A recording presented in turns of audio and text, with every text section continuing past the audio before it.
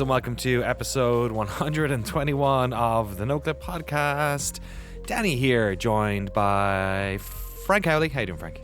I'm okay. It's the weather's finally sunny, so I'm trying to hike to get better. But love it. Yeah, to get better at hiking, or to get better like you're broken. Mental, because I went to the gym nonstop for 2 months, and then I realized cool, I lost weight. I'm still not happy. What's so now I'm okay, I got to go outside. So but the get some of that D.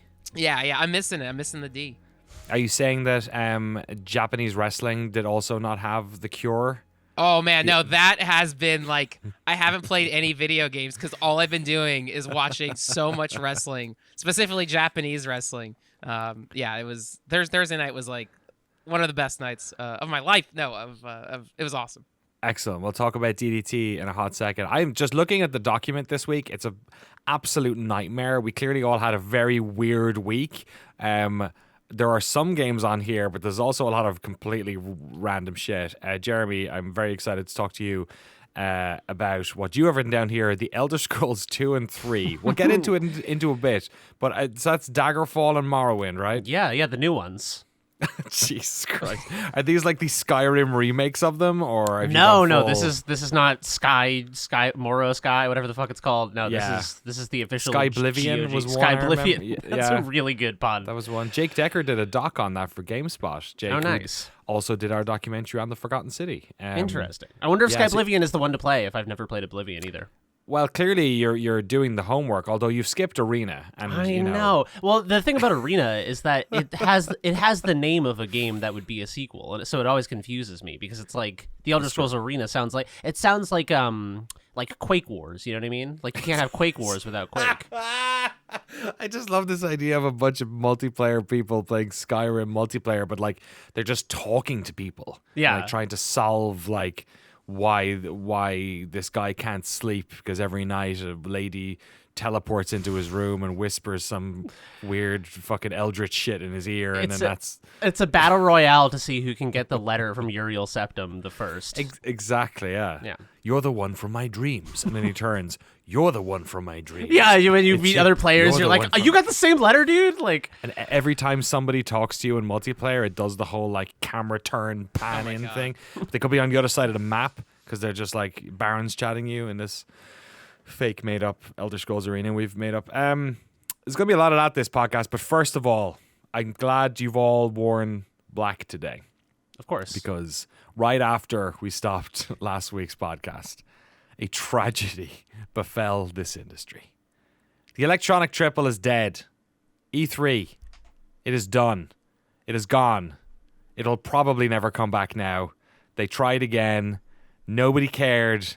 And even the PAX people, even Reed Pop, in the face of zero publisher interest, it appeared, except I think maybe Konami and a couple of others. Konami, who has given more to E3 than Konami? Some of the best press conferences of all time, just absolute OGs. But that wasn't enough. Ubisoft pulled out, and then that was it. The party's over. Fine. We won't do a party then. No one wants to turn up. We won't do one. E3's gone. I mean, by this stage, we'd already lost all of the big hitters. Nintendo, Sony, Sega, Microsoft have been gone for a while. And what it was going to be was always going to be weird. And Jeff Keighley Keighley has only grown stronger in the past 3 years since he started up the Summer of Games. It has now been 3 years, I guess, and he's got all that shit locked down. He did it. He's got the E3 2019 hype as fuck T-shirt on a pike outside of his house, like Vlad the Impaler. Yeah, he did it. He took the heart. He pulled the beating heart. He was involved at the start of that whole remaking E3 thing, and then he got the fuck out of there. And I've had conversations with people who are involved in that. And when IM8-Bit got out as well, it sounded like the ESA did not have a clue what they were doing. But it seemed like maybe with ReedPop they'd get it together, but it just did not happen. Got some quotes here. There's been a lot of reporting around it. IGN basically broke it, and then very soon after, there was a tweet from IGN from E3 saying news on E3 2023 from the source. ReedPop and the Entertainment Software Association (ESA) have announced that both the digital and physical events for E3 2023 are cancelled. Later on, there was a press release email sent out, and there's a quote here, an interesting one from Kyle Marston-Kish, which in my headcanon is some sort of child from Mary Kish and John Marston from Red Dead Redemption. Yeah. Because they're the only people I know with those names. That'd be a good looking kid. That'd be a good looking kid who was very good at organizing idiot teams of video boys. I think it would be. I think both John Marston and Mary Kish are probably good at organizing groups of bandits. Yeah, they kind of You know have what the I same job. mean? Kind of. Yeah. Yeah. 'Cause one involves a little bit more murder, but what happens at Twitch? Yeah, at Twitch is a stays lot. at Twitch. Yeah, exactly. Actually, yeah. I should also say our condolences to the many people at Twitch, some of whom are friends and ex-colleagues of ours who lost their gigs last week. Was it last week as well? There was Amazon just had one of those. We gotta get rid of 10% of the workforce things, and it was like a fairly sizable chunk. It was like four. Am I crazy? Do you guys know what number? In my head, 400 is there, but that seems like too much. Maybe I don't know how many. I didn't hear a number, but I definitely know Yeah. at least a handful of people personally who were axed. It was a bummer. You know when you do that thing where you go on like LinkedIn and Twitter to everyone because nobody's posting. You're like trying to see and you're like, oh fuck, absolute bummer. So yeah, our thoughts to all of our friends over there. And sorry, this one coming from aforementioned, non-existing baby Kyle Marston-Kish.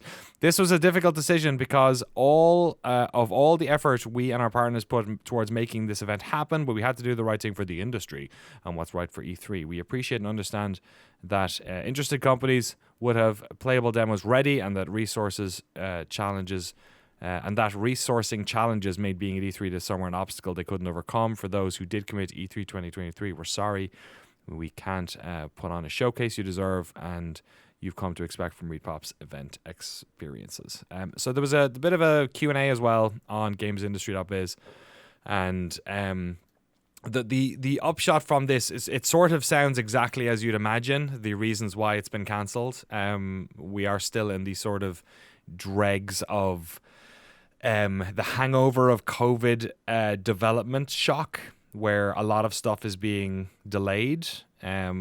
There is just because E3 went away and because people went to digital and doing their own thing, and largely workforces became more remote, more digital, and were communicating more with their fans anyway because it was a year or two of basically zero expos. That sort of got over it. They didn't mention Summer Games Fest, but obviously that plays a part in it. GDC and DICE have become sort of more important when it comes to business deals as a result of E3 not having happened for a few years. And also just business deals happen online more. Like, we've all just gotten better at doing remote shit, and it's not weird anymore to do that sort of stuff. So all of these things kind of compounded. I suspect also there's an element of E3 needs to be big about this. It's like if you're U2 and you're not selling stadiums, then maybe don't tour. It's like it kind of needs to go big or go home. And in this case, it went home. Jeremy, you've covered many E3s. Yes. How do you feel about this? Because it's like I can see why some people are jazzed about it. I always loved this stupid week. I thought it was the best thing in the world. But how do you feel about it, given that, like, I guess in the modern era, you don't necessarily work E3 the way we used to work E3. But we did do a documentary on what is now increasingly seeming like the final E3. Yeah, no, it's legitimately kind of sad. I was smiling while you were saying that only because every time you said the phrase business deals, I could hear Donald Trump talking about E3 in my brain. But if you're watching the video version, big deals. We used to do the best deals at E3. We're gonna do a bigger E3. E4 we're gonna call it. E4. E4 in Florida, much nicer than Los Angeles. Mar-a-Lago. It's a dirty city. Yeah. Sorry. Yeah, no, E3 was E3 was also, we need to get a guy on this podcast who can do impressions, because it's always just the three of us just like trying our best and failing. E3 was like one of those things that I always wanted to go to as a kid, which I feel like is the reason it's saddest. Is I feel like people who didn't get to go, I've seen a lot of people posting about it, being like, "Oh man," like Jesse, our producer for the podcast, and I'm gutted that he can't go because it's like that's why I wanted to go to E3. It's not that E3 lived up to my childhood expectations. It's just that it was this kind of big amorphous event onto which I could project a childlike love of video games as an industry. In practice, it was a lot of sitting in a big room with your colleagues and watching commercials for video games.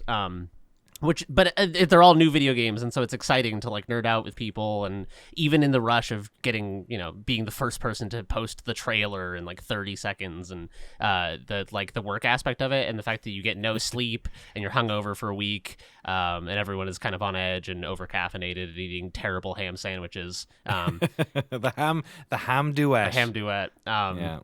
But yeah, no, despite all of that, there was like a little bit of magic to it. I mean, it's one of those things, it's such like a pervasive, iconic, like symbolic event of games that I remember as like a 6-year-old kid reading about E3 and Nintendo Power and stuff. Yeah. So I just feel like it's one of those things that's kind of been like you take it for granted. It's like the Super Bowl, it doesn't matter if you like the Super Bowl. Yeah, totally. It's just like part of the punctuation of life, And I think that's what I'll miss the most is this big tentpole moment for people to like. It was like, because it was weird, like back in the day, and it's very strange doing this because literally right next to me, I am currently capturing some of our tapes. And right now, there's a E3 1999 BioWare presentation playing right next to me, so it feels very prescient. But it was almost a place where like the warring parties came together. You had like PlayStation fans and Nintendo fans and whatever Sega fans back in the day and all that sort of stuff. And so many of like the biggest moments in gaming history happened then. I will admit, if you're like in your mid-20s now and playing games, probably not many of them have. And I can also see how like somebody who's only been like in the sort of online gaming world for the past 10 years, they only got to see like the sort of shitty, more cynical version of E3 where maybe it was a bit more showy and a bit more like established as like this club. And there were, instances of, people saying stuff on stage that didn't come true and that type of thing. And maybe it soured people on that. But I miss it. I think I'm wondering as well how much like the way in which people consume video is different now, because it was such a moment for people who were into like, I guess, traditional games reporting or whatever. And now when people are like fans of a streamer, those moments still kind of happen, whether it's about a big game that came out that's big for the streamer or like a charity event or some sort of collaboration. I feel like maybe there's some of that there. But the thing that I worry is that we're gonna lose this moment that we all get to share. I loved going to E3, but even when I was not going to E3, which was most of my love of E3, I remember like taking time off work to spend the week at E3 just like watching the streams. Or, I remember mitching off my job in a bank I did where I was a doorman basically, and going to the local web cafe so I could watch the E3 press conference and hoping I wouldn't get caught. So I could get the emblems on GameSpot. Like I feel like it's such a cool battleground for all those. The whole Sony thing with the games when Microsoft, all the Don Matrick Xbox stuff, and they were like, this is how you share games on Sony and PlayStation with Adam Boyes. And it was like moments like that, like, are just, that only happens when you force everyone together. And yeah, it's just a bummer. Frank, you're a local. What is this going to do for the Los Angeles economy? No, how are you feeling about it? Because you've obviously, like, we met at E3. You basically joined Noclip at E3 at 2019. You'd been to the show. Was that your first time at the show? Or? No, my thing about E3 is every year I like finding ways to sneak in. If you live in SoCal, you go to E3. No one checks you in at the front. You just walk in the lobby. You can get free stuff immediately. And you can hang out and you can see celebrities. You can take it is awesome. But then you become friends with people. Then you're able to get, badges and stuff happen. I love conventions. I love being a rat at a convention as well. Like, it's so fun. So no, I do miss E3 because it was an opportunity. Like, oh, I'm gonna have friends in town. Like, I would meet up every year with Mega 64 at E3. Even like decade ago. Like, and I would find a way through them, or my friend Carlos would get me in other ways. So it was always the novelty of being like a 19-year-old kid at E3. Like, oh my God, they're giving me free coffee. I get all the infinite free coffee I want at the Disney booth. So yeah, free coffee. I don't Dude. remember free coffee. there was one year, my favorite E3.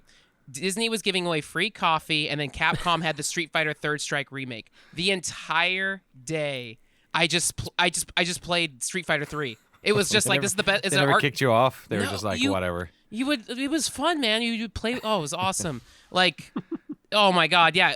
Old E3 was so fun because it was like it was like going to Comic-Con, but like you have the whole show to yourself. Basically, it was so like. So what was the first E3 you were at? Because this was back when it was like industry only. Yeah, then. man. Like before. I would yeah. I would have to think back, maybe 2012, 2013. Okay, There was one yeah. where it was like they I think had that was my first too. I forget. Sometime around then. there Yeah. was. I'm trying to. I think like I got to see a conference for like Saints Row the Third or whatever. Okay, no, it would have been, yeah, maybe a little later. A Yeah. demo for that, and it was like, whoa. Oh, okay, this looks good. Sheamus was signing at the WWE booth for whatever, like, you know, like you just Oh have. yeah, Shane Starr the Third came in 2011. Yeah, so Okay. it probably was that year. Oh my God, yeah, Sheamus was signing stuff at WWE, like, yeah, I don't know. So it's sad because like now there's public conventions and I like covering PAX and stuff like that, but like there was something so novel about E3 about being able to sneak in as a fan. But then that's how I made interesting context. I met Danny at E3 2017, I think. You were yeah? you were GameSpot stage. Yeah, you're doing GameSpot Yeah. stage. Rocco and I came over and asked you questions about Tony Hawk. Oh, I remember that. yeah, Yeah. It was like, and I was like, because I could especially back then before I'd like, I think it was the first time I had ever met Rocco, and I could not tell if I was getting played. yeah, or not. yeah. I was like, I'm assuming they're fucking with me. Yeah. Because it's Mega 64 and I've got a GameSpot shirt on and he's asking about, so Yeah. and I'm just gonna go with it. Yeah. But also Rocco is like sincerely into like a lot of weird, Yes. not lame stuff, but like he is way into Disney and he's Yeah. way into a lot of stuff.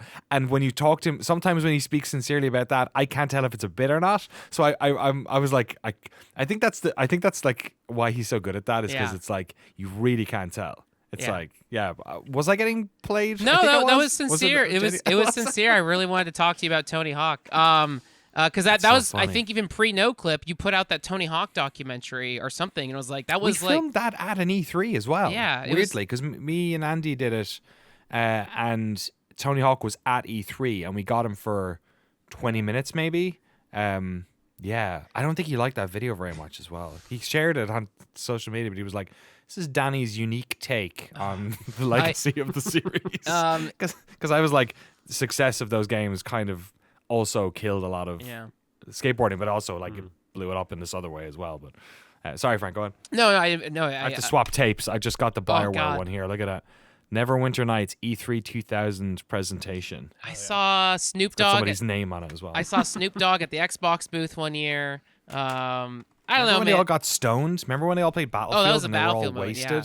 That was so good. Yeah, I don't know. I'm trying to think of other E3 memories. I would also like run in and bug Jason Schreier because we I saw Kanye once.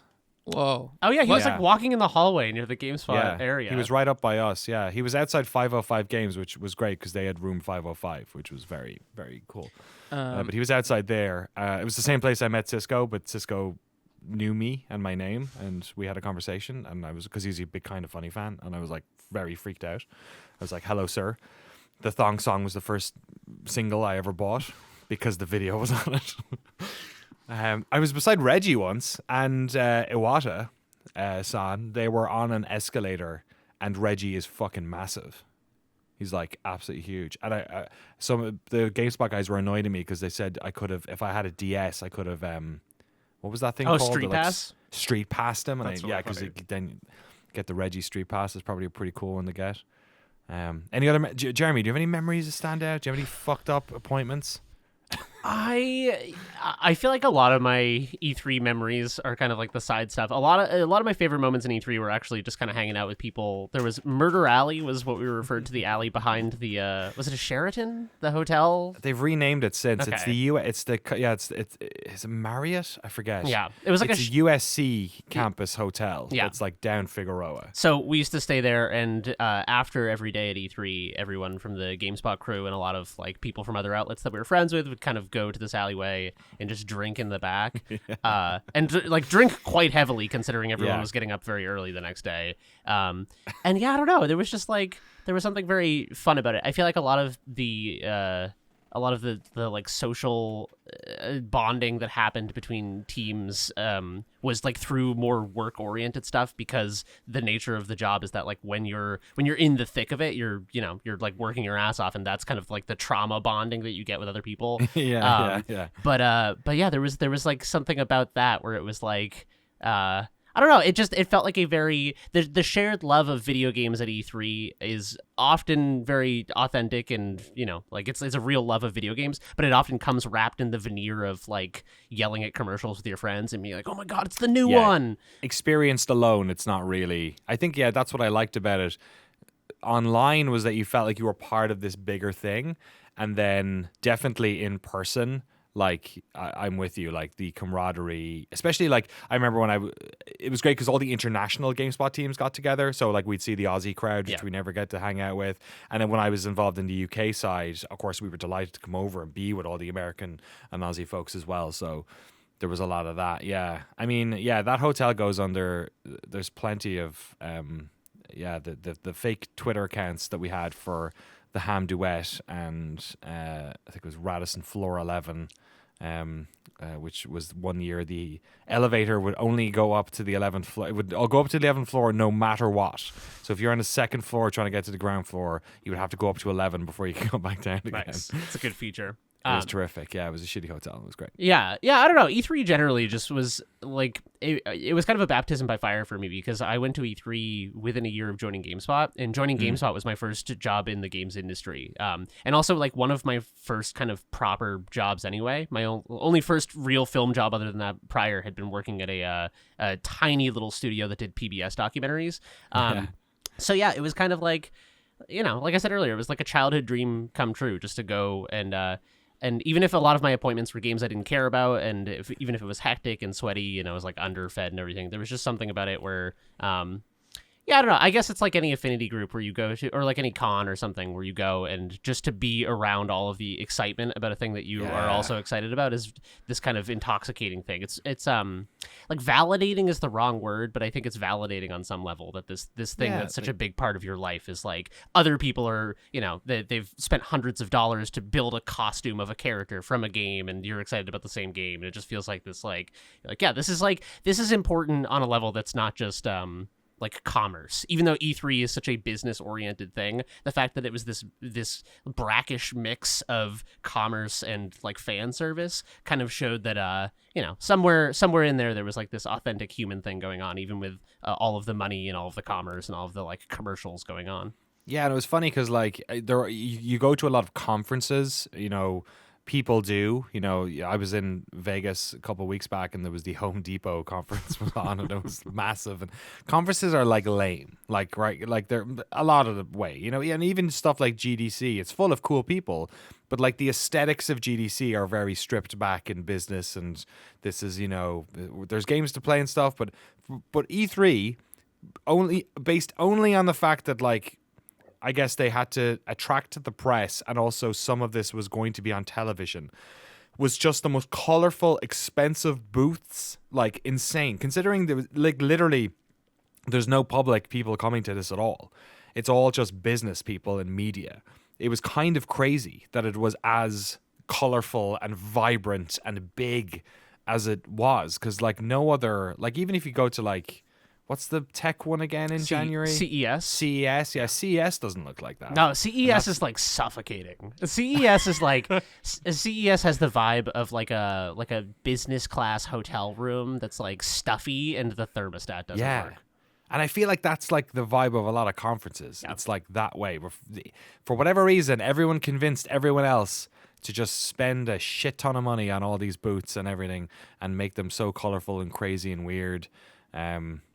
Yeah, and like that's what like a PAX. Like this was the project. This was PAX looks like the way it does because of E3. I think there's a bar that's been set in terms of what a video game booth looks like that is not the same as a Toshiba laptop booth. You know what I mean? Like, so I don't know. It's yeah, I don't know what to do. I was talking to Gersman a few days ago about it. I was like, I mean, I know the Jeff Keighley thing's on the week before, but like the second week of June, it was always a lock. Never booked a holiday, never did anything. He was laughing, saying like, great, the minute I come within like commuting distance of E3, it gets cancelled 3 times in a row.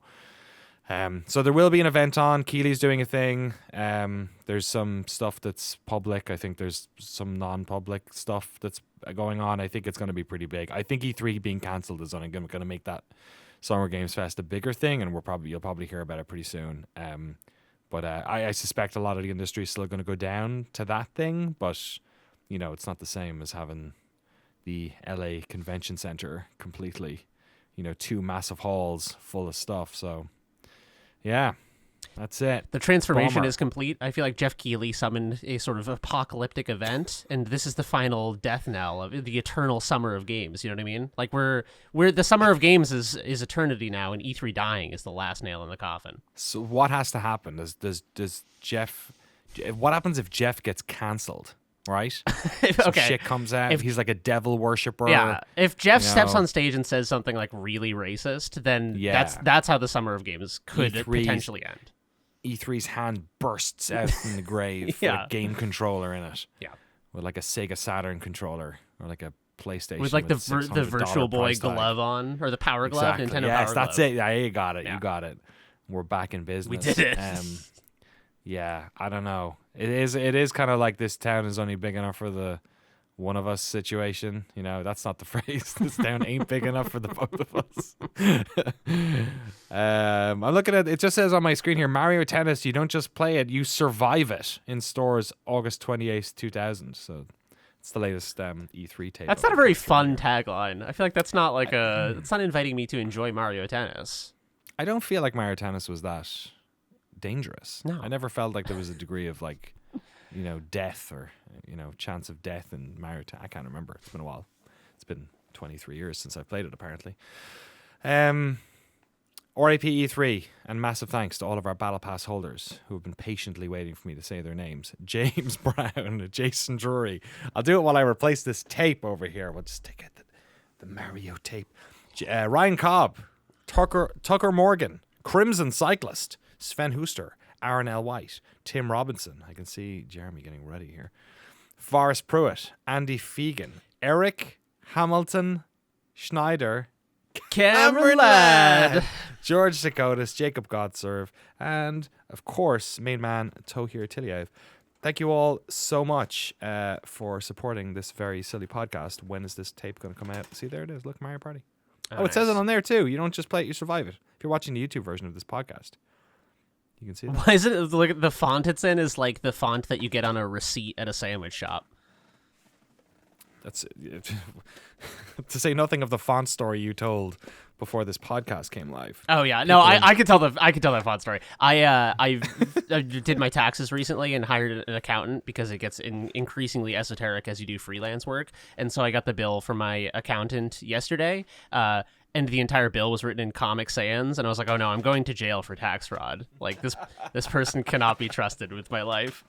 Was there Windings images No. on it as well? Like a thumbs up and a smiley face? That would have been the death knell. I would have called the IRS and turned myself in if there was wingdings on it. I'm going to capture in our tape just while we're doing this podcast. But how about you guys? You guys can pick between these two. This one's got Fox Interactive B-roll. It's got Alien vs Predator, Die Hard, No One Lives Forever. Oh, that's cool. 45 seconds of each B-roll. 45 seconds That'd be a of quick each. Right? one, yeah. It would, yeah. You're right. Both of these are actually very light. And this one is Unison 2000. Unison? I'm not quite sure what that is. I say Unison 2000 just because I want to know what that is. Okay, I'm going to put that in. It's got Tecmo written on it. Copyright Tecmo. What's Unison? I don't know. I thought you were going to say something about unicycles, like it was a unicycle game. Yeah, what was that game? There was a game, Unison. Uniracers, yeah. Uniracer. That was an old that a DMA game? Let's No, see. we did a documentary where Unirace just came out. DMA design. It was DMA. Yeah, there you go. See? Damn. See? It's not just a hat rack, is it? This thing. It's not. This game is definitely a rhythm dancing game. This looks awesome. Yeah, it is 100%. There's a guy in flares with an afro, and it's entirely in Japanese, so I have no idea what's going on. But I'm going to rewind it and capture this tape. So I did capture all of these tapes already, the ones in this little batch I have here. But I'm doing them again because capturing tapes is a nightmare. Because not only is the trying to get the most lossless, purest version kind of important, but also there's basically no consensus over what resolution you should be capturing these things at. And it's because there is the resolution, because I guess first of all, it's not a digital signal, it's analog. So while there was a certain amount of the scan lines are this far apart, but it's not necessarily there's 640 by 480 or whatever, right? And then the other issue is that how you're going to use them actually sort of factors into this. Because if you're going to use them with square pixels, then maybe you should be recording them 720 540 instead of 720 480, even though 480 is the resolution. Because maybe you want to capture the square pixels instead of stretching them maybe when they go on YouTube or something. So it's been a nightmare. The current setup I have here is so this is for the VHS, and this changes for every tape we have, because we've this. If you don't know, I have somehow acquired dozens of boxes of video game history that is all HD cam, beta tapes, VHS tapes, all this sort of stuff. And it probably is the biggest cache of E3 footage anywhere in the world that is not online. So there's just hundreds of tapes with E3 shit in them. There's probably more E3 stuff here than anything else. From as far back as 1990. I think the earliest tape I found was 94. There's a lot from 99, and there's more getting into the early aughts. But what was I going to say? Oh yeah, the setup I have here, and all these decks cost a lot of money. So it's been and I've had to fix some of them. I've spent way too much time on this stupid shit. The tapes setup that I have for VHS is not just a VHS player; it's an SVHS, Super VHS, because that's got better resolution, scan headers, whatever the fuck it is.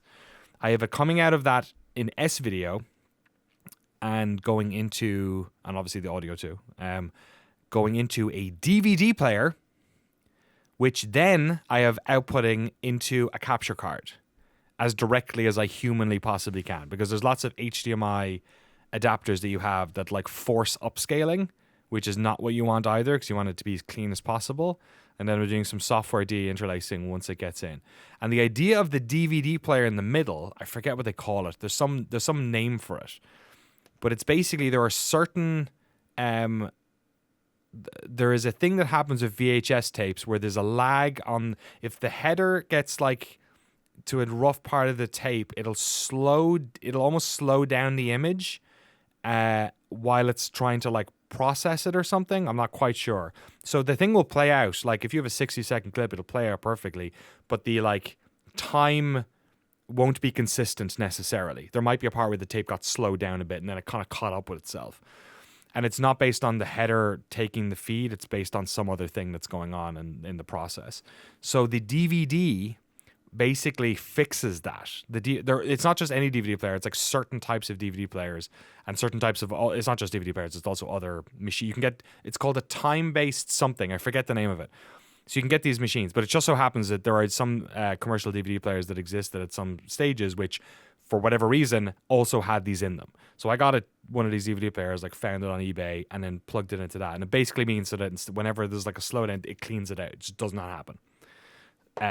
So it's it's a fairly, now I'm happy with it, but I'm still not sure about the resolution. So I've decided to just I copied all the original ones at 720 by 540. But I was I don't know. If I'm putting these up on archive, I just want them to be the actual recordings. I don't want to have to worry about the square pixel stuff. So now I'm recording them in 480. And I'll probably have to re-render them anyway. So high bit rate and all this.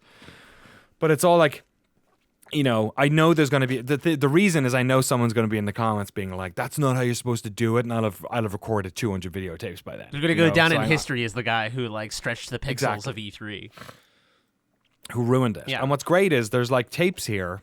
There's one tape that is like the devil tape, which is the Konami E3 B-roll tape, which has broken 2 VCR players here, and I've had to fix them. And I have it recorded in 720 by 540, or the other one, but I don't have it in the one I want. And it's but it's cool because I go online. Like there's one tape I did earlier, which I think I mentioned maybe a couple of months back to you guys, there's a game that got cancelled. It's an old comic book. I hadn't heard of it before. What the fuck's it called? It sounds like Spawn, so that's why I'm like. You got Frank's interest. Down Frank's alley, exactly. It's not Spawn though. It's something else. Got it here. It's in one of these fucking E3 B-roll plus Perfect Dark. No, that's Nintendo. That's Mario Tennis from earlier. This one's BioWare again. It's here somewhere. Rez 2001. This is it. Shadowhawk. Shadowhawk. Ever heard of Shadowhawk? Shadowhawk. Frank, that seems like more of a you thing. No, I've never heard of Shadowhawk. Okay, cool. Shadowhawk. So it was a cancelled Shadowhawk game that came out on NES, and then I found like an old video game blog that explained how this came to light, and it was because of an article on videogames.com. Nice. Videogames.com was what GameSpot was called before it was called GameSpot. And I'm not saying where I got these tapes, but some of them might have come from there, perhaps some of them. So the article that was written was clearly based off of this tape that I found. And years later, there was a whole 20-year odyssey of people trying to get a hold of this game that got cancelled. And somebody had a ROM that they were selling. Like they were selling the board for it. And then eventually somebody managed to get a dump of it, but it was only a prototype. So I have a video that has like the prototype stops after like the 4th level, and people were like, "Oh, and they never finished anymore." And then I put in the Shadowhawk tape, and it was like, "Oh no, there's like loads more of this game that actually they did finish, and here is footage of like 5 more boss fights." So it's stuff like that, you know. But there's loads and loads and loads of it. So one of Shadowhawk's features on his wiki is that he is completely bulletproof, which is such a good feature for a superhero. I think he also like has AIDS. I think that's like the thing. Really? Yeah, I think he was like a 90. I read. God, I might be. Oh, that'd be a very no, weird no, thing you're to misremember. You're correct. Or is he HIV Let's positive? see. Some gangsters tries to leverage Paul. Okay, wait, hold on. Soon after, he ended up the target of an assault intended to serve as an example to others who got in the way of these mobsters. This incident culminated in his attackers injecting him with HIV-infected blood. Oh my God, that's truly horrible. That's horrible, and I'm not sure it's quite as much of the progressive angle as I was thinking it did. Like the sort of like the panic around getting AIDS infected blood on you from AIDS patients is like that's kind of just that. Yeah, it's weaponized basically. They didn't really like spit. They didn't judo it into like a progressive thing where they kind of just did it. Oh my God! They just did it. Yeah, they just did it. So Shadowhawk issue 17 features a crossover with Spawn. Oh, all right. So Shadowhawk meets Spawn. I gotta check this out. You gotta do it. Shadowhawk, 1994. It's written on that one. It's pretty cool. Holy shit! So yeah, so I'm hoping to get the trailer up soon in the next few weeks about all the tapes, and we'll try and get some more funding in to do this crazy tape project. But the shit's cool. It's really cool. I was thinking about setting up like a 24-hour Twitch play on the Noclip Twitch account and just cycle through all these tapes. I could just play as a bunch of these tapes. That's a great idea. Giant Bomb Infinite or something. That'd be fun. Yeah, that's a great idea. It's like those AI-generated channels, but actually interesting. Is there full channels of? Oh yeah, remember that Seinfeld one? Yeah. So didn't he say like a racist joke or something happened? He said so there were bits. The flow of the show was that it would show Jerry's apartment. They also had other names. It wasn't Jerry and Elaine. But he would do like AI generated stand up bits like in Seinfeld where it would show the stage and Jerry would be on stage and it would do the bum ba dum bum bum bum bum bum and then he would do a bad joke. Did they AI create different songs as well? Or no, there were AI created songs, but it was always the same song, and it was not much of a song to be spoken about. But but yeah, so I guess they were having instability issues with the GPT, the language modeling software from OpenAI, right? And so they switched to a previous model of GPT that had been less tested, and it did a transphobic joke Although to be fair, I have no stake in this game and no bias, but it did sound like the AI was attempting to do a parody of a cancel culture comic. There you go. There you go. You walk the line, you gotta land I know. It did a bit where it was like, and now I'm doing a transphobic joke and nobody is laughing, and then the audience laughs. Right. So it was ambiguous whether it was doing parody of. So was there calls to take it down, or Twitch did they banned just it. go, oh shit, oh Twitch banned it? Okay, yeah. Because in a way, I'm like, I don't know if many people in good faith would care that much about an AI slipping up and half saying a transphobic joke. But if it's like, yeah, I guess that's why. I guess it happened. Yeah, because Twitch were like, you tick the box, you're out of here. Yeah, because it opens a door then if it's like, oh, but if a robot did it, and it's like, oh, well, like you could set up a presumably curated content and then be like, this is all AI generated on the fly, and it's just like your weird transphobic cartoon. Yes, it's the B166ER problem from Animatrix. It's like, this robot killed someone. We need to trial it like a human so that other robots know that they also can't kill people. Do you remember that robot that I don't remember the Animatrix. fucks up those people? Oh, God, so good. Animatrix, so good. It's the second Renaissance Part 1, Jeremy. Okay. It's the first. It's pretty good. I think it's the second video. Frank, you've watched Animatrix. Yeah, right? like maybe 10 years ago. It was very sick. Yeah. Okay, I'm the only Animatrix stan here. I clearly. haven't rewatched it. In the video footage of the robot committing the murder, which it's like, because it's going to get shut off or whatever, or replaced by a fucking Roomba, I don't know. But in the video, it like kills the owner, but it like also tears their dogs in half. It's so grim. It's like from a CRT, you barely see it. You see the dogs ring around, and then suddenly they're like 2 pieces of dogs and 2 pieces. And I was like, that image is like burned into my head. Those dogs getting killed by those robots. So there you go. Watch out for your AIs. They're up to no good. Jeremy, talk to us about the wonderful world of the Elder Scrolls. So I have played Skyrim like everyone on my Tesla, on my iPad, on my Kindle, every device possible. Microwave. On my smart See fridge. that mountain? You can go there. So I loved Skyrim. Like, I played a bunch of Skyrim in college. It was I had a period in college where I didn't play many games, and Skyrim was kind of one of the only games that I played a lot of at that period. But I've never played Oblivion. I've never played any of the eldest scrolls of all. And so I don't know. I just felt like a inkling to go back and kind of experience some of them. So Daggerfall, there it is, Oblivion. I got this is not my one, but this is the Oblivion. I remember driving down to GameStop the morning this came out and getting my collector's edition of Oblivion on Xbox 360, and then not going to school for a while. Hell yeah.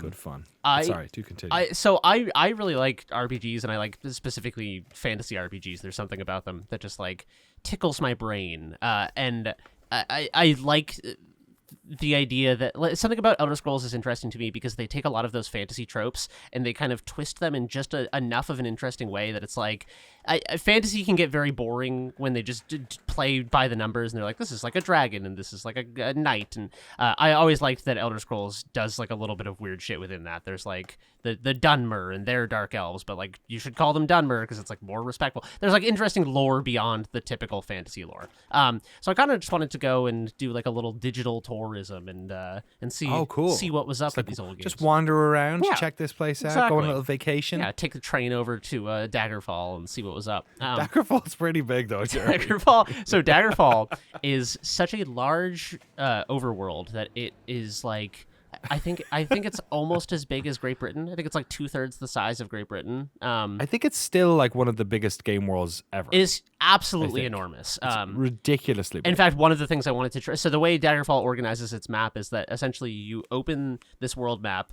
which if you superimposed Skyrim over this, it would be a speck. It would be like a dot on the map. And there's just a billion points of interest, and they're kind of all categorized into, like, this is a dungeon, this is a town, this is like a homestead, and so effectively there's not that, like, the actual variety of places you can go is quite low because they are I mean, it's a 1994 video game, or 96, 94, something like that. And so everything feels kind of samey, but I mean, it's the fact that it's like 160,000 square kilometers is like 160,000 square. That's amazing. It's something like that. It's 100,000 plus. But yeah, so in fact, I wanted to test how long it takes to walk from place to place because it's kind of a game that necessitates fast travel. I Right. don't think you could beat this game in a human lifetime without fast travel. I think it would take too long. Is it like it's horses, right? You go to like a stable or something. How does it work? I did not get a horse. I think you can Okay. get one eventually.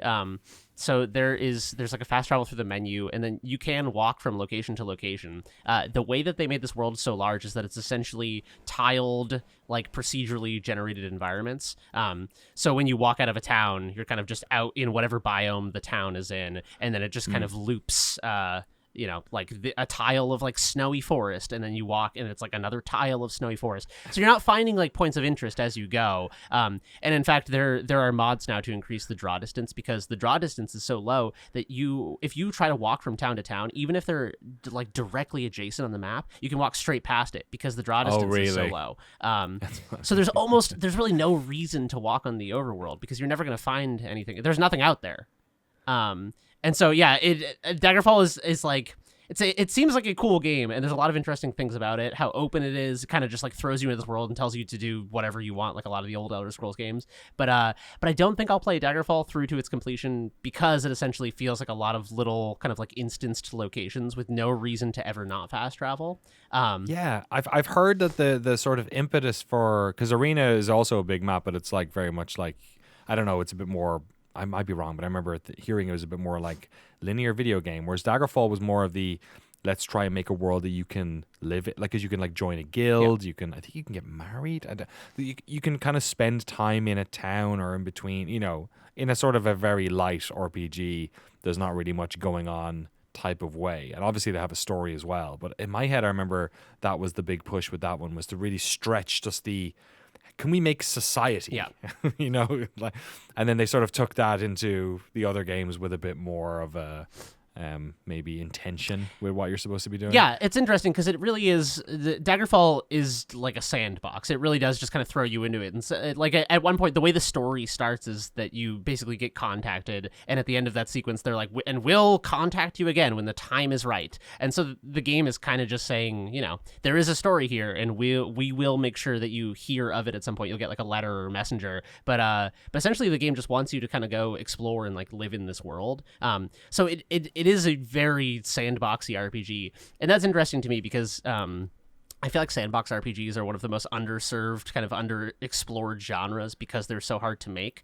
So games like Kenshi and like Mountain Banner and stuff, like Bannerlord and Warband, they do like sandboxy RPG things, but for some reason they never like scratch the itch. I've never played a sandbox RPG that's quite what I want, but I'm so intrigued by the idea of just like a game world where it's like, yeah, just do whatever you want, and then that leads to experiences that are like fun and fulfilling and continue to make me want to explore this world rather than just something more on it's that balance that's interesting to me. Is like on one end you have a totally open-ended thing, like if Daggerfall had no story and it was just go do whatever you want, and then on the other end there's more kind of linear things and like life simmy things like Stardew and Harvest Moon, where they're like ostensibly kind of sandboxy, and they're giving you a lot of the same tools that a sandbox RPG would do. It's like build a house and grow some rice and try to make money. Make some friends. Yeah, make some friends, exactly. Yeah, all of the experiences of fantasy RPGs, like making friends that could never happen in real life.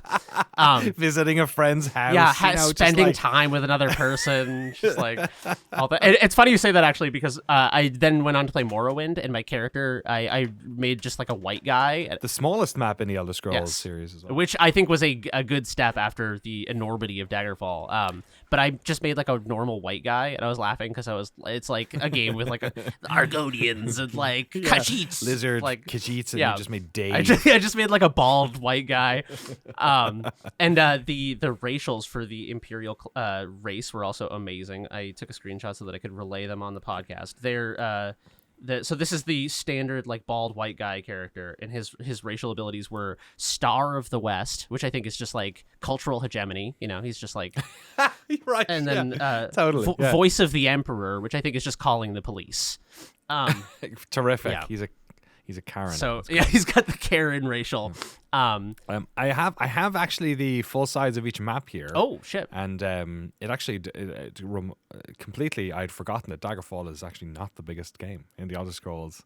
Series. Because Arena bizarrely. is procedurally generated. All of right? Tamriel. Oh, yeah, it's procedurally generated, and it's all of Tamriel. So the smallest one is Oblivion. Sorry, is Morrowind at 15 is a square kilometers, 15 and a half square kilometers. Skyrim's 38 and a third. Oblivion is 41, so not that far off. Daggerfall is, as you rightly said, 161,000 square kilometers, and Arena is 6 million square kilometers. But as you said, entirely procedurally generated. But it is all of Tamriel, which is wild. It's one of those yeah. things when I played Daggerfall, it's one of those things where it's like the idea of a world of that magnitude is very fun, and then in practice it's kind of like, okay, you know what? I think video games need guardrails to some extent to give you meaningful experiences. It's just No Man's Sky 20 years earlier. Yeah, totally. And yeah, which is kind of what you were talking about. It's true. I actually haven't played No Man's Sky. Especially since they've added all that stuff. It does feel more like a Stardew Valley type experience, because you've got like you're doing a lot of base building and setting stuff up and having all those things, forever. Sort of anything you build is there ad nauseum, right? So yeah. So I don't know. I guess this was kind of like a deep dive with my recent interest in sandbox RPGs and like Kenshi and stuff like that, but kind of seeing them as like flawed masterpieces or like very, very sort of like ambitious visionary attempts at a genre that kind of hasn't been nailed yet. I was just interested to go back and see like what other games have kind of just given you a big RPG world with, politics and guilds and classes and stats and stuff, and just let you kind of have at it. But yeah, ultimately, I played a little bit of Morrowind last night because Daggerfall kind of seemed like a bit much. And Morrowind definitely feels like kind of exactly what I'm talking about, where they put because it's the smallest world and much more curated. It really feels like those necessary guardrails were put in place, and it feels like more of a fun curated experience. But it still has a lot of that kind of open-ended role playingness, where you kind of get to the first stop of the first quest, and they're like, "Hey, you're not really like strong enough to do stuff with us, so why don't you go?" Right. Adventure for a while, like why don't you go get strong and like kill some bandits and shit. And so even in that curated world, it's inviting you to kind of go have your own adventure, which I feel like it's cool. Like I'm not saying anything that anyone hasn't said before, but it's cool in the beginning of a game to have them be like, oh yeah, and to go, the Silt Striders are over there, that's how you like ride a giant insect to this town. By the way, over by the bus station there's like a cave where bandits hang out. Just saying, like I'm not gonna tell you go there, you don't have to FYI, don't kill 6 bandits to like make the meter go up, but just so you know, there's like some assholes who hang out around there. Yeah, and I miss that, like, because it's in a way, Oblivion is very responsible for basically the next 15 years of first-person games, where suddenly they're like, oh, we need to stick RPG shit in here, like Far Cry's, and every game, like even third-person action games became that. Assassin's Creed, everything before Oblivion, those games were linear as fuck. They were level after level after level. You had some outliers, I guess, like BioWare had done some third-person RPGs, but the idea of like a mainstream first-person game or character action 3D game like a Tomb Raider or anything having any RPG stuff in it whatsoever was completely out of the question. And then Oblivion came around and people were like, oh wait, this game has a main quest, but also you can just go do shit. There's a whole world and you can just go do some stuff. And although like we're kind of used to that, I think I haven't gone back and played Oblivion in a little while, and Skyrim probably further than that. But one of the things that stood out to me when I went back and played those games is actually how hands-off they are with that main quest. Like they can sort of set you up with it, but also like you just kind of exit that, sewer in Oblivion, and you actually can just kind of do whatever. Like it's as opposed to something like one of the more recent Far Cry's, where it's like, no, you go next level, and if you want, you can deviate from the linear, the golden path. But actually, so I think that's what I'm excited about when it comes to the new Elder Scrolls game whenever it comes out. Is like that we have kind of lost that, weirdly enough, like that whole just like, no, just go do your thing. Like, and I wonder if Starfield will embrace that or if it'll be a bit more linear. Yeah, it's not like players aren't able to do it. It's not like players don't like.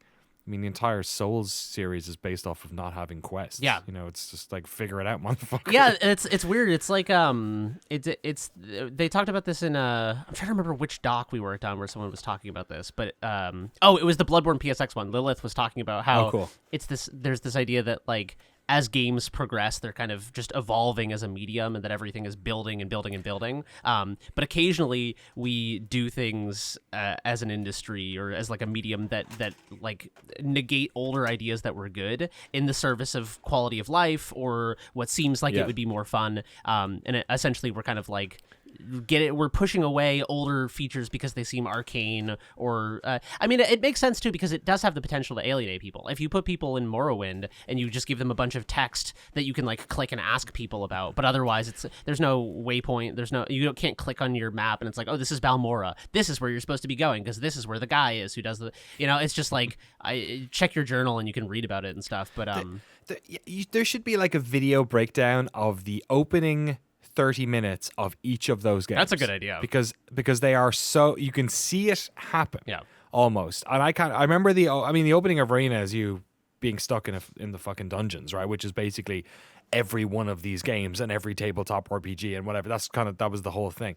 I don't remember what's the start of Daggerfall like? You're in a dungeon. Similar? Yeah. You're in a dungeon? Okay, cool. Morrowind is like you're getting off the boat. You go up to the guy. He tells you where to go. There's an element of like we're setting you up, but pretty soon after that first interaction with the boat guy or the whatever the guards that are where are you from? What race are you? And all that stuff. After that, you're off. Oblivion, you have, you meet the king and he gets you out of the thing, but you basically just kill a bunch of rats and then maybe there's the assassination attempt and then you get out. So it's kind of upping it. And then Skyrim is a full-on fucking dragon attack. It's just like we've done, but it's just like I'd love to, there's probably some video essay that's in there that's very smart. But or maybe not. Yeah, but, no, I totally see what you're is saying. Yeah, and I also think part of it is kind of this it is a strength of a lot of contemporary AAA titles that they have cinematic qualities. Games like God of War and The Last of Us, effectively like their cutscenes are they evoke as much pathos as a movie. Like the performance capture technology is unbelievable, and like when Kratos is like eye dimple, like you see a little tear for it, you're like, holy shit. But I do. He's really gonna boy in a second. He's about to boy. I'm gonna boy. I'm gonna boy all over you. No, God, no. Open your mouth. Open your mouth. But I do feel like there's a there's like a slider when you're moving towards more curated experiences. When you get the like intro Skyrim sequence where the guy's like, "Oh, you're good, you're awake." It's as cinematic and memorable as it is. It's like. Yeah, it's taking away some of your player agency. For every step towards the more curated and cinematic and kind of like grandiose experiences, we may be stepping away from the more humble, like, holy shit, I just spawned and I have all my stats are 2 and I have a dagger and there's like spiders everywhere. And it's like we don't have a word for that, and it is so subjective. Yeah.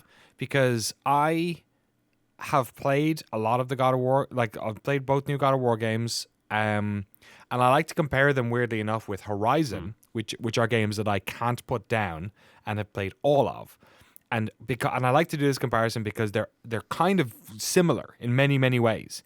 In which Horizon is actually fairly hands-on with its story. There's a golden path. The opening 3 hours of both those games they're fairly tutorial heavy and story heavy and all that sort of stuff. I have great respect for the God of War games. I think they're fantastically made. I do not connect with them in the way I do games where I have choice. And I don't know what it is about that. But games generally where I am on... And it's weird because like Half-Life, I don't feel that way. Almost like the micro of being in Half-Life is I am responsible for every footstep, every turn, exactly where the bullet goes. And that's where my agency is or something. Whereas in God of War, because I am this big animated beast and I hit a button and then there's this big motion and there's maybe a bit of animation delay on it and I'm being told where to go and there's always the levels are always like sort of like Disneyland style, pretending like it's bigger than it is and it's obvious that it's not or whatever.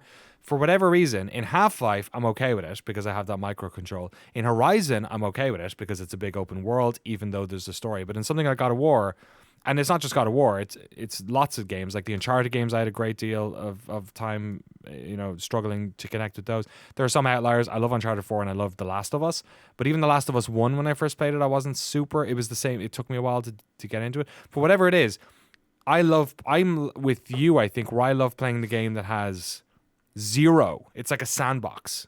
It's the same way I feel about Stunt Derby, as opposed to Gran Turismo 7, where GTA 7 is this very curated, like, it's going to be awesome. The car is going to look amazing. It's this and this and this. But you have to drive this car right now in this direction the best way possible, or we're not going to give you enough like credits for you to go to the fucking coffee shop again or whatever. Whereas like I want to play a game like Stunt Derby where it's like I have full control. It's more limited maybe in like how it looks and whatever, but like I have full control over everything. It's a sandbox. And we don't have a word for that. Yeah. Like, I don't know what that is because it's cross genre and it's cross eras and it's cross everything. I don't know what the fuck that's called. Yeah, it's like this. What it reminds me of is this era of like the 90s to early 2000s in PC games. There was a lot of experimentation with genre where people would just like Peter Molyneux, for as much shit as he gets, I think his kind of visionary bent is a positive force because I think it injects a medium that can easily become stagnant with a lot of like interesting novelty. And so games like Black and White, which are, Black and White is one of my favorite games growing up. It's also a game that has some rough edges and like a little bit of weird pacing. Yes. But yeah, just like games that are taking more kind of like genre risks in the interest of giving you a more interesting sandbox to play with. And I think that as you kind of like open that aperture of sandboxy open-endedness, I think you do run into that problem of Daggerfall where it's like if you open the aperture too wide, then there's just like too much to do and none of it is interesting. And then if you close it too narrow, then it's like, yeah, I mean, this is interesting, but it's the only option I have right now. Right. So yeah, I've been very interested in this. I've been building a prototype in Unity just like as a side project of just are very stock standard RPG mechanics, just like being able to right click on stuff and interact with it, fight enemies, have like combat be stat driven and stuff. And it's not like my primary game dev project, but it's something that I've just started building as kind of like a repository for sandbox RPG mechanics, because I think eventually as I keep building them, it will just become like an RPG engine, and maybe I'll have an idea for something to do with it eventually. That's funny. It's like a little nodal or something. It's like a little area where you're just like, it's like a craft shop where you're like, I'm working on this thing, but it's mostly just to like hone my skills. Yeah, like, exactly. It's like practice or something. Yeah, because I have like smaller game ideas that I'm actually interested in finishing. This is one where I'm just like, I don't have an idea for a sandbox RPG, and it's probably beyond me for a solo developer anyway. But yeah, I don't know. There's just something interesting about like I just put in, like pathfinding and combat and like growing plants and watering them and like hunger mechanics and stuff like that. And yeah, I don't know. I feel like there's a lot of unexplored, interesting terrain in sandbox RPGs, and I think the reason that it's not more well-trod territory is just because it's a really difficult thing to nail down. And I think if you have like AAA budgets, especially where people's like mortgages are on the line and like the livelihood of a, like I'm not gonna, Bethesda isn't going to make a Kenshi. You know what I mean? Yeah. So well, look, whenever you're ready to sell that game, you just come to me. Because all I've been doing for the past, that's all I've been doing. I've been filming vampire puppets for the past week. I've been editing a lot of docs. We're working on a lot of stuff. We'll talk about them at the end of this episode. But the other thing I've been doing is pitching to publishers for Stunt Derby, which has been very interesting. I've been recording a lot. It's a lot of like, I'll record some of this and figure out what we can use whenever we get signed with somebody. But I spent a long time putting together my pitch deck, which is what you have to do to, have a PowerPoint of like, this is what the game is, and this is what we think it'll look like, and this is the stuff how much we think it's going to cost, and how long it's going to take, and like all this sort of stuff. And it's very stressful to put all that together and to like put those numbers down and all that. And then at a certain point, it was like 2 weeks ago, at a certain point I was like, I just feel so much more confident doing video shit. So I'm just going to do the entire deck as well as a video, and we'll send both, and that'll be. So I did a video pitch. I shot it in like an afternoon here 2 weeks ago, and I'm super happy with it. Actually, it came together really well. So we'll probably post that somewhere at some stage. That's cool. I bet that'll stand out though because it's a video. Like, you know what I mean? I was like, hey, look, what's the fucking unique selling point Yeah. that I bring to this project that where I do not make games? It's like we talk about games, and you know, maybe I'm a smidge. You know, the Irish accent gives you some free charisma points. I don't know. Maybe It's a racial bonus. Exactly. Exact that in our talk. We can drink all Yeah. night, and it's absolutely fine. That's not true anymore. I went drinking on Sunday night, and I was hungover for 2 days straight. I've only just recovered. Yeah, it was it's been really eye opening, and it's been good because we have interest from like multiple publishers. So it's very much like now the sort of weird like talking to people part of this, and it's kind of feels a little bit like you're online dating and you're like going on a date with someone and you're like, should I only be going on a date with one right now, or is it okay I don't tell them about the other person because it's only been one day. I'm not sure if we're not dating yet, so it's, you know, can I do this? So it's very strange, and it's really opened my eyes to like how bespoke the issue of like publishing is. That like there are certain people we're talking to who have plenty of money and no expertise, or people who are actual game studios that are like, oh, we can like help you make this. You know what I mean? So like that's less budget up front for them to have to pay us, but more time for the people that they have on staff. You know what I mean?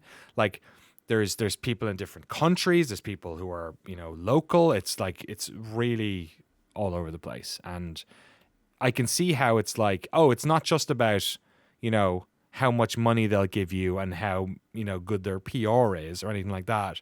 It's like, oh no, this is like a creative effort that we're going to have to undertake with this third party, and it's really like matchmaking. Like, what's the vibe? Do they get it? Do they like it? Do they understand what the game is? I think that was the biggest relief to me was so far was people being like, oh no, I totally know what you're doing. Like either people were like, oh, you know, I remember those stunt car racing games, or I don't remember them, but I like the vibe, or I like where you're going with the online portion of it or whatever. So I don't know. Similar. I feel like it's similar to you and Jane Dev, and like the way you've like really come to understand a lot of design. This is exactly what I hoped. It's totally opened my eyes up to like the business side of this, the marketing side, the creative side that's not just the game design, the creative side that's like almost the inverse of that, which is like the project management side of this whole thing, communication, all that sort of stuff. So it's wild. And we will be sharing as much of this as possible with you all on Noclip Crew at some stage in the future as well. So That's awesome. Yeah, you that go. sounds super interesting. That's like a side of games that I've always been very fascinated by, but I feel like you only kind of get the experience in it by doing it, which is a harrowing thing to do, because then you don't even get to like enjoy it as kind of an interesting phenomenon, because it's just like, God, I hope my game is enough to like sustain me or whatever. Yeah, mostly harrowing for Alex, and talking about sustaining. Yeah. Like we have been, you know, we'll talk about it in the future, but trying to make sure that he's been able to pay rent has been difficult for him for the past couple of months, and we are.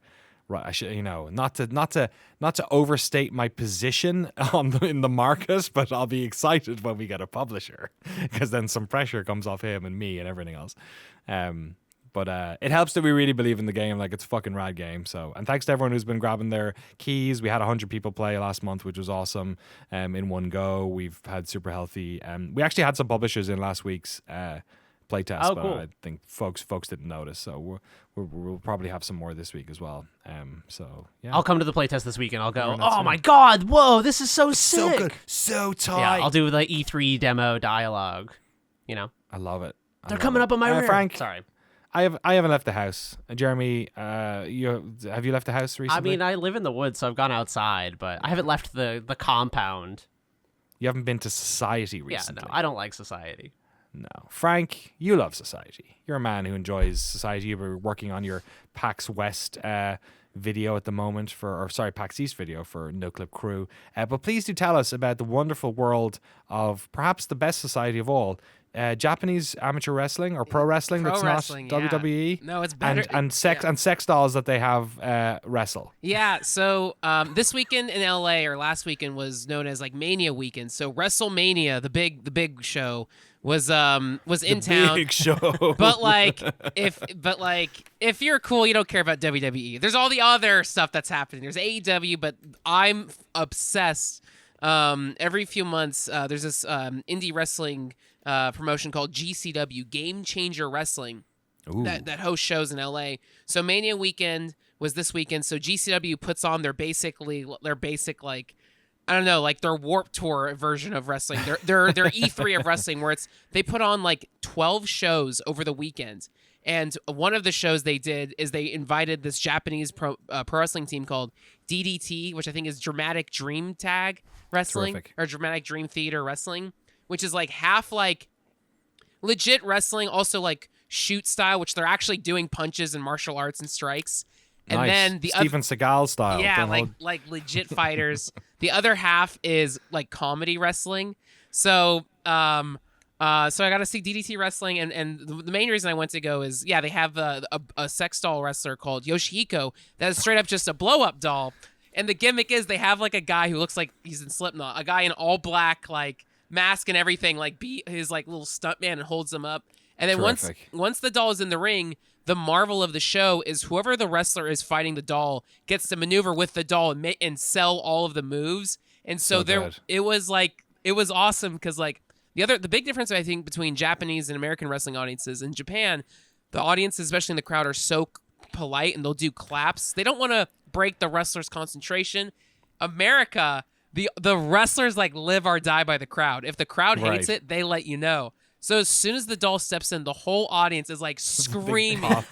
My favorite thing, I invited a bunch of friends to the show. My friend got in. I didn't tell him about the doll. I just told him like, oh, Japanese wrestling. He shows up and he's like, what the hell is this doll shit? And some lady in front turned around and said, excuse me, that's a world champion to you. So like, That's amazing. the crowd is kayfabe. I yeah, love yeah, it. exactly. God. So it was so fun. Also, other gimmicks that was introduced by DDT Wrestling is like in America wrestling matches, they do a lot of TLC tables, ladders, and chairs. In DDT Wrestling, two of their devices they use the most. One is like I just call them like the Daiso bins, like those like plastic storage bins you use.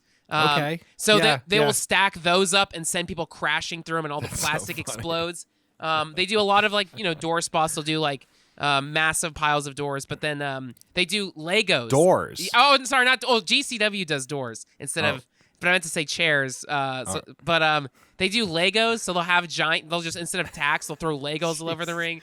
Sounds like a Mr. Beast video or something. Yeah, it rules. And then I got to see Saki Akai, who is a very, very, very, very pretty idol wrestler. And I found out this wrestler was also scanned and used in Yakuza 6 to be one of the hostesses. Oh my so that God. you can- Oh, that's funny. So it was very awesome. And you could tell too, this Japanese wrestling crew, they really wanted to put on like the best of the best for this American audience. And like, so they were so excited because again, like the crowd was screaming, whereas in Japan, people are still cheering, but it's much more muted. So they had a great time. Terrific. So there's so many highlights all over the weekend. And since then, I've now scrubbed DDT Pro Wrestling is on YouTube. And I found out another type of wrestling match they do are just called street fights, basically, where they just wrestle all across the streets of Japan. So there's wrestling matches where they're fighting on Tokyo subways, where they're my fighting God. in like schoolyards, in the forests, just in the streets. Like, so it's straight up in a baseball stadium. So it straight up looks like Yakuza fight scenes come to life. They'll grab traffic cones, they'll drive bikes into each other. It is so like silly but so fun.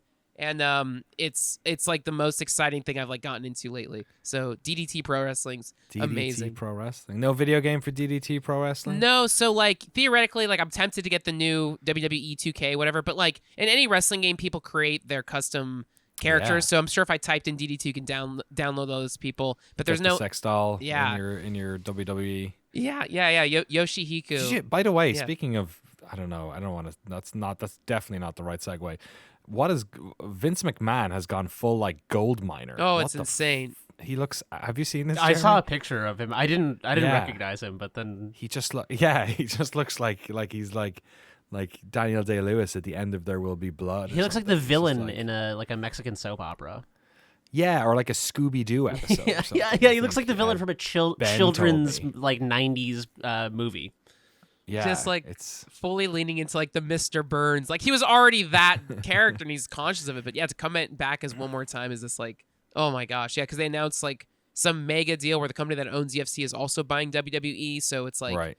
Vince is closing the deal and hopefully going away forever. I don't know. I mean, yeah, they're all gone at that. Yeah, who knows? Whatever, man. Carney shit, man. It's all just all over the world. It's entertainers just doing it for a buck. It's pretty wild. I was watching that Elvis movie last night. I watched like half of it, and that's so I got Carney. I got Carney's on the mind. Interesting stuff in that one too. Nothing to do with video games though. The only game I played for the past week was Sons of the Forest. Me and my Nice. buddies have been playing online, little co-op game here and there. Been enjoying it. Saw a lot of weird shit. My buddy Dennis decided to kill the ballerina lady that came up, and I was like, I don't know if that was a good idea. And he's regretted it ever since. We spent most of the past week trying to look for a fucking shovel. It's a good game. It's good fun. It's very silly, very absolutely silly. I have so many raw arms. My cup flowed over, and the diegetic UI and the interface in that game is the stupidest thing ever. I absolutely love it. You just open this huge pack, and it just gets bigger and bigger and bigger. I've got so much shit. I bet it gets wild late game once you've got like a bunch of raw arms and they're just unrolled in your knapsack. Raw arms. I got bombs. I got like 1,000,001 sticks to turn into 15 different types of arrows. I got like shiitake mushrooms. I'm cooking. I got oysters. I'm shucking. Damn, It's dude. just like it's a real dumbass game. Love it. Really love it. Dredge came out. Everyone's been loving Dredge, so that's good. Yeah, too. it's gotten some play buzz. I Dredge. know. Yeah, I forgot how long after we all played it was coming out. It's like a month Yeah, ago. it's bizarre. I know. Wild. That's it for a podcast. We got some projects in the works. Vampire Survivors is getting filmed at the moment. I've been filming the puppet on a green screen and doing lots of other things for that one. Jesse just finished his cut of AoE 2 as well. I'm also in the edit on that one over on the other machine at the moment. Choo Choo Charles Very, very coming down the close to pipe done. as Yeah, well. probably done today. Excellent. Nice one. And then Dwarf Fortress is going to be a little while because we have a lot filmed for it. Frank filmed some more stuff at PAX, obviously, as well. That's going to be a June, I think, for me. It's a big one, and I really want to make sure we stick the landing on it. Really important one. And we are filming in a couple of weeks as well, back in Los Angeles. We can't say what, but we're filming a day down there for another big game that came out last year and did well in the awards and all that. So it should be another exciting one. So loads of docs are coming. Jeremy, what are you doing with the rest of your week? Oh man, I don't know. I've been doing some game dev and doing some work and doing some hiking. My allergies have been absolutely insane. I don't know if you guys have Oh, been getting really? hit by this, but I have been. I don't get allergies. Neither but do you, dude. I usually don't. Oh, really? Like last year, I think it's because I moved out to the woods last year, but this year was like insane. So for the last 5 days, I've kind of just been like leaking tears out of my eyes, and yeah. So I probably But you live in like the brush. yeah. I live in the like- tall grass. Yes. So yeah, I'll probably No escaping the pollen where you I'll probably are. get outside now because I've kind of been like hiding inside. But yeah, it's fine. It's, It's the work of an yeah, editor. yeah, that's true. Yeah, it's kind of comes with the territory. Yeah, for sure. Frank, what about you, man? Let me see. Oh, now that I'm done with the PAX video, I got to see John Wick 4, but it's like 3 hours, so it's like one of those things where I Wow. need to make sure I'm free. It's a lot of death. Yeah, I know I'm going to love the hell out of it. I'm like so excited. And then reach out to some friends just to get out of the house more. So I might go up to Little Tokyo on Friday. Nice. They opened up a new book off, which exclusively sells manga and figures. So we'll see what we Book find. off. Book off's the best. It's Book off. Hey, book off. Book off. Exactly. Boy off. Yeah, that's a good time. We should get you up here in the next couple of weeks. So we should yeah. No, little honestly, project. now that E3 is gone, it was like shit. Now I have nothing to Yeah. look forward to. kind of. Yeah, I've been kind of thinking maybe we should do something. I don't know, like some sort of like week of streaming or week of something up here, or just like have any excuse to just have a bit of fun. yeah. Because I think I might go down to the Keeley thing, but also maybe I'll just hang out here. I kind of lost that because like GDC was the one time everyone got together. And although I am wary of conferences, and it does seem like once again a lot of people. Seems like PAX was fine for COVID, but GDC wasn't. Yeah. That's what I'm hearing. And it's always the same thing. It's always social stuff. Like whenever I talk to me, it's always like, oh, we went to a party, or I was like talking to somebody indoors at like, you know, the distance you are required to talk to somebody when you're in a busy indoor place. Like that seems to be the most consistent, which is at least making me feel a little bit better. Because like I was on a 2-week road trip and, you know, I stayed in a bunch of hotels. I was in Las Vegas for fuck's sake. But like thankfully, like all the Las Vegas hotels are like big fucking open air atriums, and like we ate at the Rainforest Cafe, but that had AC, so maybe that was okay, and I got away with it. But yeah, I still feel like Summer Games Fest could be another one of these, because I did the one was it last year? No, what was the one I did that video at? Was that Summer Games Fest? No, was it? Maybe it was like the one where I did the Animal World video. I thought that was that not Summer Maybe Games that Fest? was. It might have been. That all blends together now. It's bizarre. This year has gone quite fast. But whatever that was like, I was wearing a mask, and I don't think many other people. There wasn't that many people that were, but that was like they had both sides of the building open, so there was some breeze going through, which is good. But I kind of feel like there's less and less of that going on. Yeah. You know, there's less and less people giving a shit that much to do that. So I don't know. We'll see. Yeah, hope everyone's out there doing all right, staying safe, staying healthy. I get like, coughs and shit from my kid all the time, so that's like every 3 months I'll get like a sore throat and be like, fuck, is it COVID? And it's like, no, it's just a sore throat. You idiot. You have a child, she brings home all this shit all the time. But every single time now I'm like, fuck, I'm gonna die. This is it. This is how I go. Shit. Hey, should have done more of my life. we're all gonna die. Oh, it's just a common cold. Hey, dude. Okay, we'll end the podcast there. We're all gonna die. Thanks for hanging out.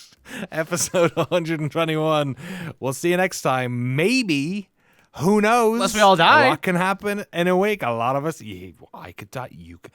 Any one of our listeners, statistically, if we had a large enough listener base, one of you is going.